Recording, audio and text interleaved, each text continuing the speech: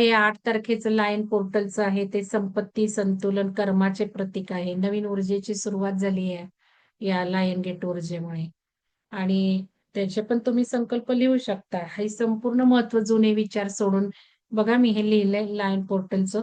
आणि आपली ज्या वेळेला असाइनमेंट लॉन्च झाली काल, अमृता मॅडमशी बोलल्यावर मी म्हटलं नाही मी हे टाकते, तुम्ही वेळ नाही तर राहू द्यात, पाहुणे तर सोमवारी बोला.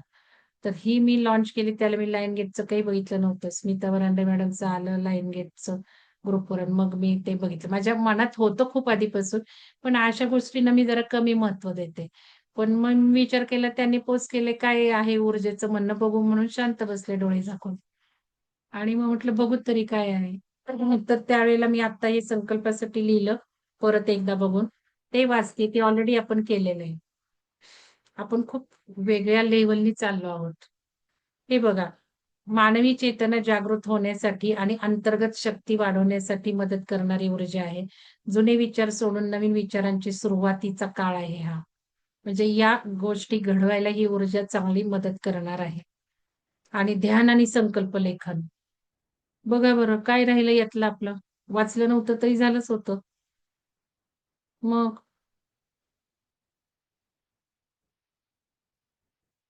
कारण का शास्त्र सुद्धा बघितलं. ही ऊर्जा काय येते? सायन्स असं आहे, की यावेळेला जो काही पृथ्वी आणि सिरियन स्टार आहे. सिरियन स्टार हा पृथ्वीजवळ येतो.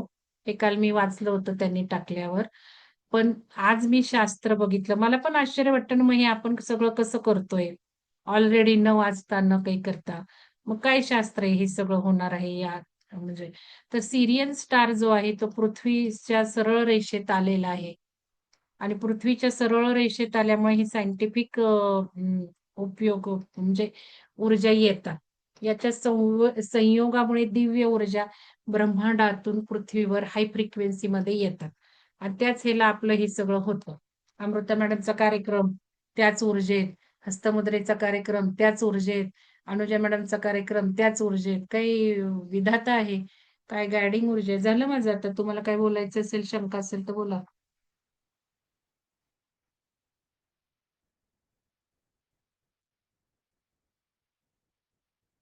बोला. कोणाला काय अनुजा मॅडम बोला तुम्ही. व्हिडिओ सुरू करताय का? 5 मिनिटं काय कार्यक्रम असणार आहे ते बोला. हो आहेत मॅडम. का अनुजा? हा, हो आहे हा, व्हिडिओ. हा बोला. अ, आत्ताचा जो म्हणजे काल अचानकच मॅडम नेटवर्क मध्ये या ना.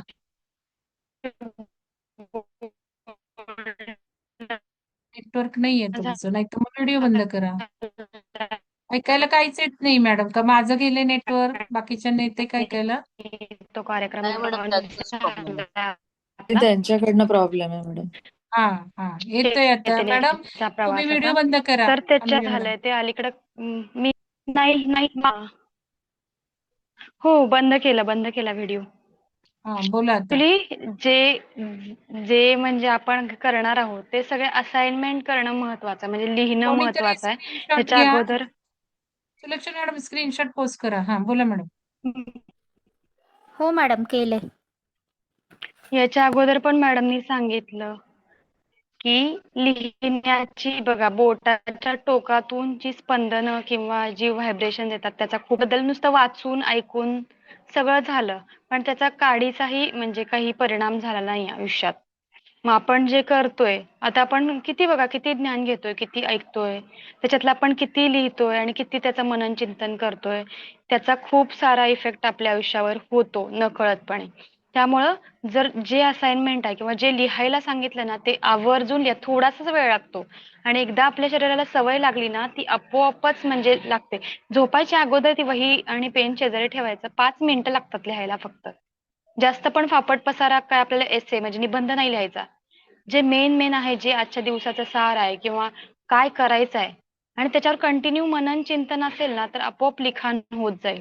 जसं की आता उद्याच्या म्हणजे क्वांटम एंटँगलमेंट किंवा क्वांटम टनेलिंग झालं, तर रोज आपण आता मॅडम आपल्याला ग्रुपवर अवेअर करत असतात की आपल्याला असा विचार करायचा आहे. आपोआप त्या दृष्टीने विचार चालू होतो. त्यामुळं जेव्हा आपण फक्त आपली इच्छा पाहिजे किंवा जसं की बघा आपल्याला एका गावाला जायचं असतं ना, आपण त्याच बसमध्ये जर पुण्याला जायचंय, मुंबईच्या बसमध्ये नाही बसत.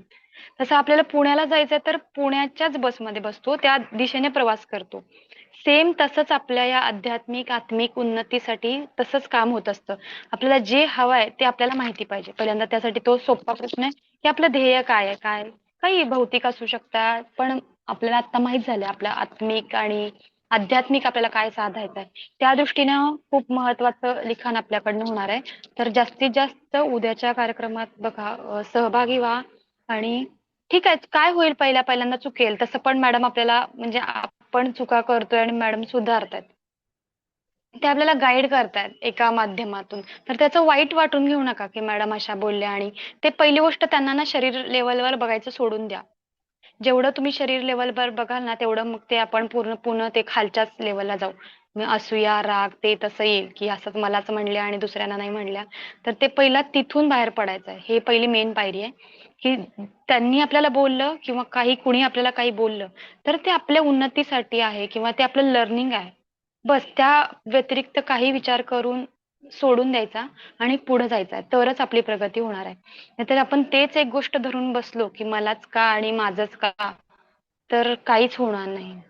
तर जास्तीत जास्त जणांनी सहभागी व्हा आणि हा खरंच ग्रुपची ऊर्जा खूप सुंदर आहे. आपल्याला म्हणजे तुम्ही YouTube वगैरे बघत असाल, तर बाहेर काय चालू आहे आणि आपण कुठे चाललोय आणि हे विनामूल्य मिळतंय पहिली गोष्ट. पण जसं मॅडम म्हणलं, की त्याची किंमत ठेवायला आपण शिकलं पाहिजे. मग फुकट आहे म्हणल्यावर नाही केलं तर चालतंय, कधीही या, कधी असं नाही करायला पाहिजे. तर ते थोडेसे पथ्य पाळूया आणि हे तुम्हाला मी सांगते ते हे पहिला मला लागू होतं.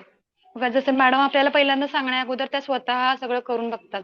तर ते सगळ्यांच्या बाबतीत इम्प्लिमेंटेशन करणं खूप महत्वाचं आहे आणि सगळं आपल्याला ऍक्च्युली आता कळतंय. तर ते वळत नाहीये ना, तर ते वळवायच्या दिशेने आपली स्टेप्स चालू आहेत असं म्हणू शकतो आपण. तर ते वळवणं खूप गरजेचं आहे. त्यासाठी थोडा त्रास होईल किंवा आपल्याला थोडी सवय नाहीये. बघा नवीन कुठली वाट आपण घेतो किंवा नवीन रस्त्याने जातो. आपल्याला अनोळखी असतो तोपर्यंत आपल्याला सवय होईपर्यंत त्रास होईल. पण एकदा आपल्याला कळलं की ह्याच दिशेने जायचं असाच विचार करायचा आहे. तर बरोबर आपला मेंदू पण तसाच विचार करायला लागेल.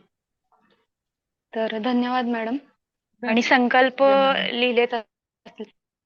अनुजा मॅडम मी मॅडमचा माझे संकल्प कार्यक्रम सांगू का थोडेसे? ऍक्टिव्हिटी कॉमन आहे, म्हणजे काही ती क्वांटम लेवलची असं काही नाहीये. ज्यांना क्वांटम लेवलवर येईल त्यांनी त्या पण मॅडम, या दृष्टीने कार्यक्रमाचा करायचं. अजेंडा काय असणार आहे? कुठल्या अनुजा कार्यक्रमाचा? मॅडम घेणार आहेत त्याचं, हा अनुजा मॅडम जे सुरू करणार आहेत ते त्याचं तेच तर काय हे सांगतेय असतं? ना मी, तेच तर सांगतेय की हा. हे काही क्वांटम लेवलचं असेल असं काही नाहीये. अनुजा मॅडम तुम्हाला मी ते बोलायला सांगितलं होतं, तुम्ही वेगळंच काही बोललात. कार्यक्रम असा असणार आहे की जसं पहिलं की माझ्या जीवनाचं ध्येय काय, हा पहिलाच प्रश्न. ऍक्टिव्हिटी म्हणजे लिखाण आहे त्याच्यात. मग आता जसं काल आपण म्हटलं की विचार करायचा, माझ्या मनात एक विचाराला विचार करायचा क्वांटम लेवलवर, सूक्ष्म लेवलवर. हे कृती करायला सांगितले. जर्नल रायटिंग असतं, लिखाण असतं. तसं ते अनुजा मॅडम ते सांगा हो जरा, म्हणजे आयडिया येईल ना. ते काही क्वांटम लेवलवर नाहीये तो कार्यक्रम, पण ज्यांना क्वांटम लेवलवर करायचं त्यांनी क्वांटम लेवलवरही करू शकतात. ज्यांना साध्या लेवलवर आता या प्रापंचिक मी सांगितलं तुम्हाला सांसारिक करायचं ते करा. तुम्ही मॅडम एक दोन असाइनमेंट सांगा काही असणार आहेत अनुजा मॅडम, ते बोला म्हणजे आयडिया येईल. अनुजा मॅडम थांबा, त्यांनी मला सांगितले, मी बघते त्यांचं नेटवर्क नाहीये. मी एक मिनिट मला काढू देत, त्यांचं मेसेज काढू दे. तर ते करण्यासाठी नाही, आवाज नाही येत मॅडम तुमचा. हे बघा, आता तुमचे ध्येय तुमच्या काम प्रत्येक वेळेला लक्षात असतं का? आता समजा ध्येय लिहिलं, माझ्या आयुष्याचं ध्येय काय आहे, तर मग त्या प्रश्न देणार आहेत की तुमचं ध्येय तुमच्या कायम लक्षात असतं का. मग आपल्याला प्रश्न विचारायचा ना आपण, हा लक्षात असतं का, असतं नसतं. कुठलंही काम करताना ते ज्या ध्येयासाठी ते केलं जात आहे ते काम, कुठलंही काम करताना ते ज्या ध्येयासाठी केलं जात आहे ते ध्येय तुम्ही विचारात घेता का. म्हणजे कुठलंही काम आपण करतो त्याचं ध्येय काय आहे, कुठलंही काम करण्याचं ध्येय काय आहे, ते ध्येय विचारात घेऊन काम करता का? खरं याच तर सवयी मी तुम्हाला लावतीये. हे सगळं यांच्या पुस्तकातलं आहे, सरश्रींच्या पुस्तकातलं मॅडम घेणार आहेत. ध्येय प्राप्तीच्या मार्गावरून न डळण्याचं महत्व तुम्हाला किती कळलं आहे? सगळ्यात कमी कळले. 1 ते 10 मार्क द्या तुमचे तुम्हाला. तुमच्या जीवनाचं ध्येय काय आहे असं तुम्हाला वाटतं बघा. असं ते असणार आहे. मग दुसरं काय आहे हे ध्येयाचं झालं. आता लक्ष्य प्राप्तीच्या मार्गावरून न ढळणं हे काय काय असणार आहे ते सांगणारच आहे पुस्तकात सरश्रींनी काय लिहिलेलं आहे. थोडंसं सांगणार आणि थोडंसं एक्झरसाइज करून घ्यायच्या या. कठीण काम पूर्ण करण्यासाठी आपण मन लावून परिश्रम करतो का? तुमचंच मनन चिंतन. म्हणजे स्वाध्याय होणार आहे, आत्माध्याय करायचंय. आत्माध्याय करायचंय. आपल्या बाबतीत आपलं अध्ययन करायचंय आपण, अभ्यास करायचंय. अध्ययन आणि अभ्यास असं आहे ते. त्यांनी काय लिहिलंय ते वाचणार, त्याच्यावर काही एक्झरसाइज आहेत त्या तुम्ही करायच्या. पण हे सगळ्यांना मिळणार नाहीये, जे उद्या बोलणार आहेत. कारण हे नमुना आहे ना. तुम्ही आज शनिवार रविवारचा आहे ते तर करा, त्याच्यावर तर बोला. त्यांनाच तो कार्यक्रम आहे. हे लक्षात घ्या. कारण ट्रायल एक्झरसाइज करता आली, घेतला पुढाकार तर तुम्हाला हा कार्यक्रम अनुजा मॅडम. अनुजा मॅडमचा कार्यक्रम सगळ्यांना नसणार आहे. हे करायचंय म्हणून सगळ्यांना नसणार आहे. अनुजा मॅडम त्याबद्दल बोलायचं होतं हो. तुम्ही काय करून घेणार, कसं एक्झरसाइज. आणि हे बघा पहिला आता समजा हा एक एक्झरसाइज आपला आता वाचलं 4-5 प्रश्न. तुम्हाला समजा वेळ दिला 2 दिवस किंवा उद्यापर्यंत. तर मग उद्या काय होणार याच्यावरच डिस्कशन होणार ना. त्याच्याबद्दल काय सरश्रीनी लिहिलं ते वाचतील त्या, ते डिस्कस करतील. आणि मग नवीन देतील. असं 6 दिवस त्यांनी दिलेत तारखा. मध्ये गॅप आहे तुम्ही लक्षात घेतलं तर. 3 दिवस झाले की परत पुढच्या आठवड्यात ते 3 दिवस आहेत. म्हणजे पुष्कळ गॅप आहे. गॅप देणार की अभ्यासाला, कामाला वेळ देणार आहे. मग ते करायचंय म्हणून सगळ्यांना नाही मिळणार हा कार्यक्रम करायला. कळलं का वर्षा मॅडम? कोण बोलत होतं? तुमचाच होता ना आवाज? हो, धन्यवाद मॅडम. कळलं मला. हां, हां. थँक्यू. ठीक आहे. ठीक आहे. चला अजून आहे का शंका कोणाला? शंका अमृता मॅडम बोलायचंय का?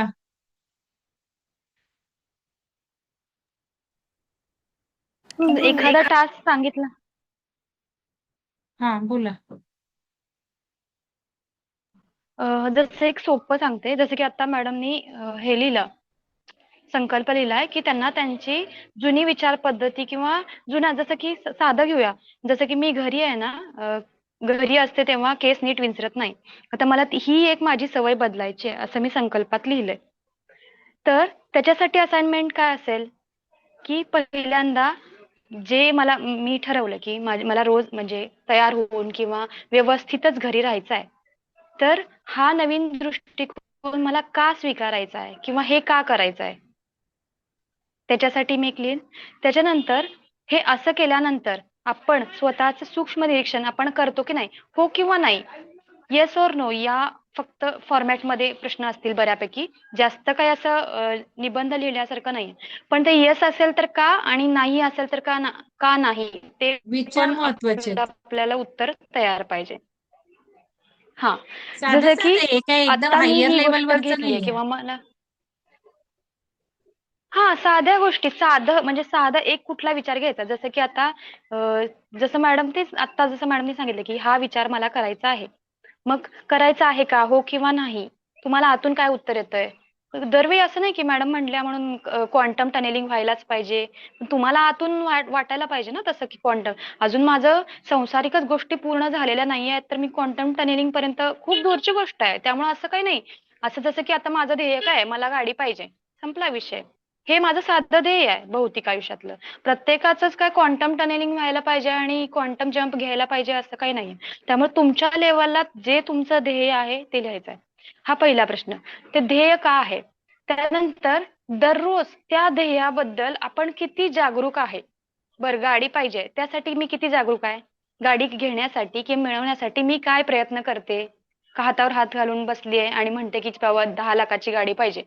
ते पैसे कुठून येणार त्यासाठी मी काही काम करते का? तसं. तर त्यासाठी जे ध्येय माझं आहे ते मिळवण्यासाठी मी काय प्रयत्न करते? किंवा त्या ध्येयाप्रती मी किती जागरूक आहे? किती अवेअर आहे? संपूर्ण दिवसभराच्या 24 तासात, थोडं 24 तास नाही, 12 तास म्हणू आपण, जे जागृत अवस्थेत असतो, त्या 12 तासातल्या किती वेळ मी माझ्या ध्येयाप्रती सजग आहे. हे छोटे छोटे प्रश्न आहेत. म्हणजे आपल्याला पाहिजे तर पाच सगळं असतं, पण आपण 4-5 त्या दृष्टीने प्रश्न. कसा प्रयत्न करतो तसं. हा, 4-5 प्रश्न, आणि ते सोपे सोपे आहेत. असं काही नाही की हायर लेवललाच त्याचे विचार करायला पाहिजे. तुम्ही तुमच्या लेवलला तुम्हाला जे हवंय, म्हणजे जसं ध्येय, गाडी पाहिजे, बंगला पाहिजे, ते लिहू शकता. लग्न